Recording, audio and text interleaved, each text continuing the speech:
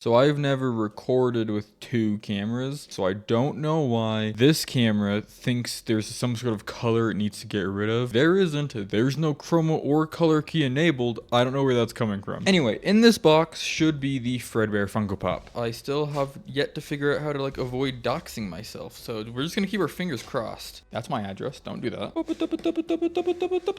That's not the thing. Before I flip this guy over, which is beautiful that like I opened it in this order, I am aware that there seems to be a bit of luck when buying this guy. There seems to be a chance that the eyes just don't look good. So I am kind of praying that I am lucky and that the eyes kind of are facing the right way. Let's hope you'll see it first. No, you won't, because there's a giant shining light. Okay, I got kind of bad eye RNG. He's kind of looking up into the sky. But as you can see, I'll show this camera as best as I can. It's the brightest thing you've ever seen. This is the Fredbear Funko Pop limited edition of 9,500, I believe it was. I'm gonna try to open this and show it off a little better.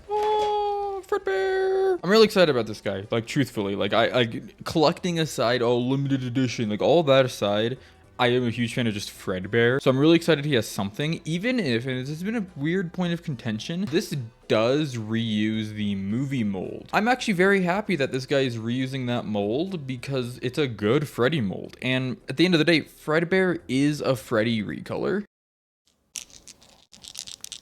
Why is he making that noise? What's inside of him? There's like something loose inside of this guy. I'm not gonna worry about that too much, I hope. So yeah, here he is in all of his glory. You can see his eyes are a bit wonky. I'll try to show this camera because it's probably a little better. His hat is kind of like cool because I believe the hat is metallic. The hat and bow tie are both metallic. And then one of like the few complaints I believe you can have about this guy is the gray for the eyebrows and freckles. Now, I actually have a theory as to why that is, and I think it's the same reason why the hat and bow tie are metallic. If you look at Fredbear in Ultimate Custom Night, his eyebrows kind of do look gray, and his hat and bow tie kind of look shiny. So, like, I do fully believe this is a UCN bear pop. I know people don't like that guy. I'm a fan. He has, like, weird, like, scuffs in the paint, which does suck, considering this is, like, one of 9,500. It's not like I can just buy another one if I want to. And because this is limited edition, it costed a bit more.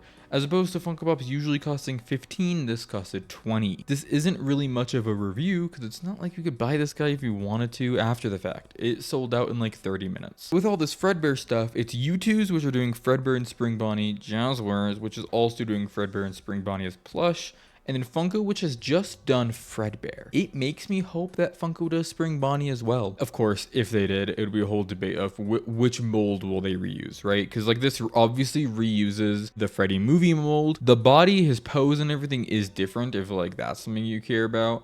The head, however, is the reused part. Luckily, though, it's not reused from the 2016 mold, because that could have been tragic. But no, speaking of the U2s, I do plan on buying that. I'll probably review that here when it gets here in like September-ish. I want to do more review stuff on this channel. Look at this fellow.